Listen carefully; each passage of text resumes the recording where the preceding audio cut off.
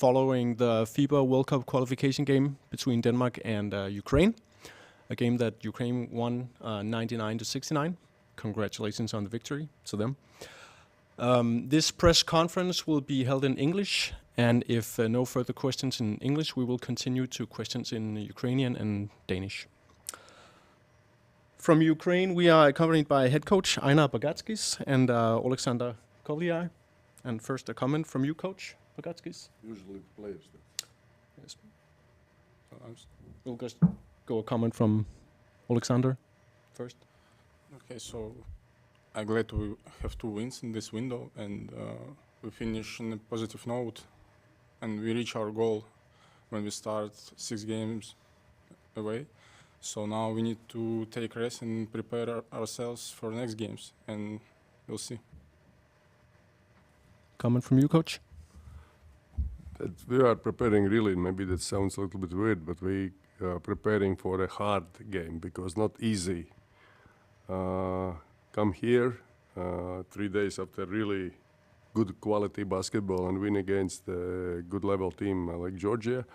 And in the way how we preparing, was main topics was cover like good decisions in offense. I'm going to say simple as possible. Good decisions in offense and cover transition defense, because his Danish team is very not predictable. As everyone from them is can go for a shot when they see the basket, and they try to play like I'm calling a la Valencia style. So that was most important. First quarter was tough. We are a little bit falling to sleep, but then we wake up and we did. Questions in English? That's it. We will continue to questions in Ukrainian. Ілля Мандибура, главком. Сьогодні ми говорили з вами минулого разу в Ризі за те, що Данія дуже багато триочкових влучає, а сьогодні ми на 1 триочковий більше, ніж вони видали, власне, і більше у нас було влучань. З чим, як на вашу думку, це найбільше пов'язано? Yuki, to me? Yeah. The way how is the Danish team played in a defense. There is even if you got like half of the screen, you have like I'm calling that 50-50 shot, and with that kind of defense, and then especially from beginning, that 3-point shot for us was like kind of easier way to attack the Danish team. But otherwise, most of the shots was good shots. That's the part of the basketball. Like I'm always counting. If you're going for good decisions, good shots as good as possible, you're always good. Добрий день, Павло Олена, Бозюа. Ви сказали, питання до тренера. Ви сказали, що в певний момент Україна нарешті прокинулася. Що стало тим поштовхом? Чи це була вже і втома гравців збірної Данії, які дуже агресивно почали і багато виклались? Most of the time, I'm talking now about the Denmark offensive points. They are coming from our decisions in offense. Like I mentioned that before, we got 50-50 decisions, and we decide going for, let's say, for easier way. And in Denmark, just feel very comfortable in open court. Like I said, that's the style of them. And then we start, let's say, from second quarter, we start to play a little bit smarter and also a little bit more physical and defensively. There was some moments as that we really got like in basketball, count like this, you got to stop and push. And a few times we just stop, we push in the offense, and in 5 seconds we find open 3, and we made that 3 or easy layup. We also play, I think, in all second quarter we play really spectacular basketball. Петро Троць, Суспільне спорт. Тренер, до вас питання. Ось ці хлопці, які менше грають зазвичай за збірну, Сипало, Кобзисти, який дебют зробив не такий тривалий, сьогодні він більше зіграв. Як вони провели цей матч, на вашу думку, чи змогли вони в цьому поєдинку довести, що вони справді мають місце у збірній заслужено? Like usually I count is especially for spectators, for a fun, for a coaches who is not with the team but who knows and who understands basketball is most important. As when you see the player on a court, for you supposed to be clear and answer why is that guy in national team. Of course, we got some really really young guys. That's in previous years that wasn't like this, and we try to develop them. We give them the chance, and I think some of them to play even better, like in a club level. Yeah, but it's too early to say something. But most important, these guys, what you're mentioning, they wanna play, they wanna practice, they wanna work hard and develop, and became the higher level players. Якщо можна питання ще до Олександра. Саш, ми звикли в цьому відборі, в цій стадії кваліфікації, що в складі нашої збірної ви один з найнебезпечніших, тих гравців, які набирає найбільше очок. Сьогодні Святослав Михайлюк багато закидав. У вас сьогодні матч майже трипл-дабл потенційно міг бути. Теж дуже цікава роль, внесли свій внесок. Як вам краще, зручніше грати, звичніше грати, коли набираєте там 30+, чи коли ось так от є і підбирання, і асисти з очками? Я маю коротку відповідь. Навіщо мені закидати 30, коли я маю гравця, який закинув сьогодні 30? Тобто я бачу, що в нього йде гра, тому я буду робити все для того, щоб створювати щось для нього чи для інших. Коли потрібно набрати очки, я їх наберу. Тобто я намагаюся бути цим гравцем, який може робити все і робити все на максимум з позитивним результатом. Тобто сьогодні свята пішла гра, тобто я вважаю, що цього було достатньо сьогодні, що я намагався зробити, і ми маємо в результаті перемогу, тобто це була добра гра. Тренере, Ковальов сьогодні єдиний, хто не вийшов на паркет. Це тренерське рішення чи там якась інша ситуація? There was a situation. I want to send him to the court, but there was a situation. Yes, because that's what happens in a team and a locker room that stays there. Добрий вечір. Максим Кучер, футбол. Вітаю з перемогою. Питання до Олександра. Сьогодні Михайлюк набрав 30 очок. Ваш рекорд 33 очки. І оці там лишали ще 15 хвилин ігрового часу, щоб він побив ваш рекорд. Ви десь там переговорювались, договорили про ось це? Ні, я не вважаю, що це потрібно розмовляти про це у час гри. Тобто, якщо Свят його поб'є, то він його поб'є. Тобто, я не відчуваю цього тиску. Я вважаю, що ми маємо нашу ціль боротися за перемогу. Тобто, я завжди намагаюся не думати за статистику, це вже йде після. Тобто, для мене це не так важливо. І питання до тренера щодо Свята. В нього була травма, в нього кров пішла з коліна, так? Чому його з паркету забрали? Тоді, коли він... Scratch. Нічого серйозного. No. Я вибачаюся, розумію, що вже всі втомлені, але це остання гра цього етапу. І буквально можна коротке резюме від тренера і від гравця, наскільки ми зіграли так, як хотіли цей результат. Де були сюрпризи, де задоволені, де ні? Yeah. I think it's only one answer here is the most important. We qualify for next round, and we qualify with kind of not bad balance.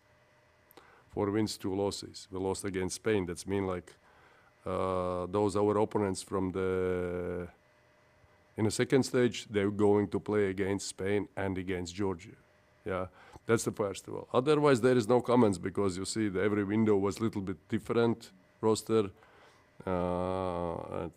and there is some players changes all the time. Yeah, no, but it's the most important. We did like a team. We did. How we did, that's secondary.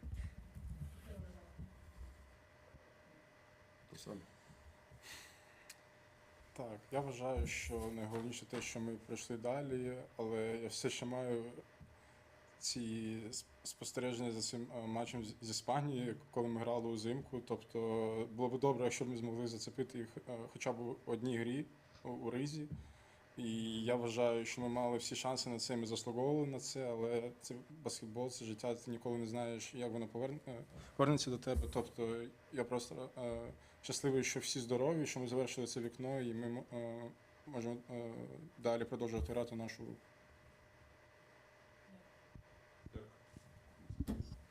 Thank you so much. Дякую.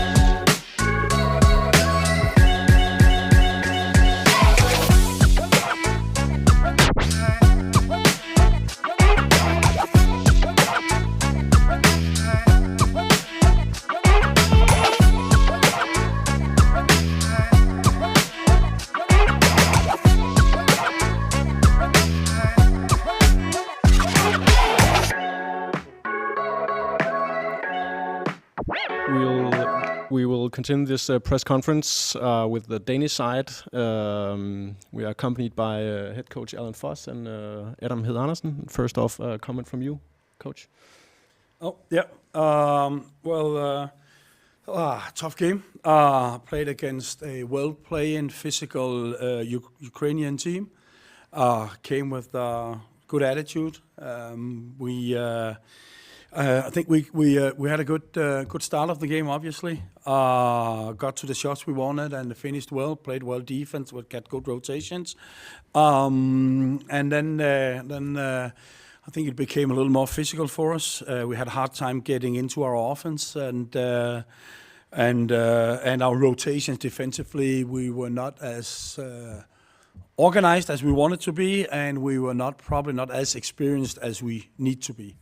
Other than that, I think the difference is, of course, routine, and the difference is the physicalness in a game like this. It's not like it's a big surprise, but it's a learning progress for us. That's one thing. But the other thing is, obviously, also that there are some things where we could do better over the course of the game. Thank you. And a comment from you, Adam? Yeah, I mean, we knew it was going to be a difficult game coming into it, and they have top class players all across the board, we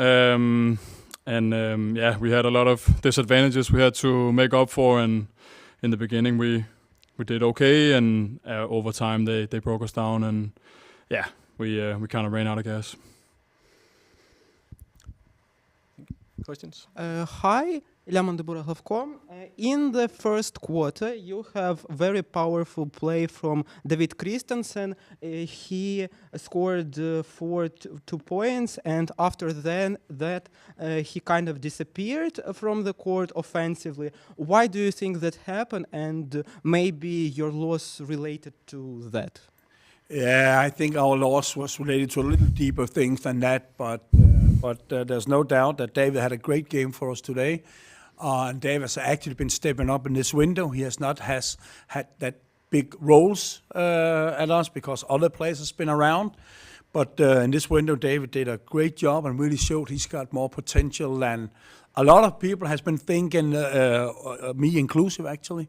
But I think one of the reasons why David was not more involved is also because we had a hard time getting him the ball and getting into the offense. We tend to back a little bit down when there's too much pressure on the ball, and we have a hard time getting open on the wings, and that hopefully will come with the experience, us being more physical, and of course some of our younger players adding more quality games and practices.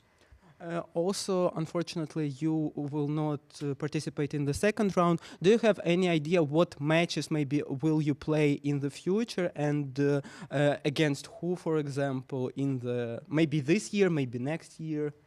Yeah, well, I hope we're going to play teams like Ukraine again. We've been, for 70 years, we have not qualified for anything, so obviously that would be a good thing for us to try and qualify to Euro 2029, which is something that we are aiming for. Now we are starting the pre-qualification here in August, which is not an easy qualification. We know. Yeah, I don't know how the games today has turned out, but it might be Montenegro, it's Slovakia, it's either Sweden or Belgium. So it's a really, really strong team in the pre-qualification. I know there's a round 2 in the pre-qualification, and for us now, we were just trying to take one game at a time, aiming for making progress, and also obviously trying to qualify for the 2029. Thanks. And another question for Adam. You unfortunately also had not a good day. You have only 1 of 10 field goals. Did you expect this, or it was kind of not a great surprise for you? I mean, you never expect to go 1 for 10, but I would say it was not just, I mean, there was also some difficult shots once in a while that I had to shoot. So some of it, of course, I would have liked to make. And yeah, I mean, sometimes you just miss. And if you're not in a rhythm, you might miss a little bit more. So, but yeah, that's how it goes sometimes.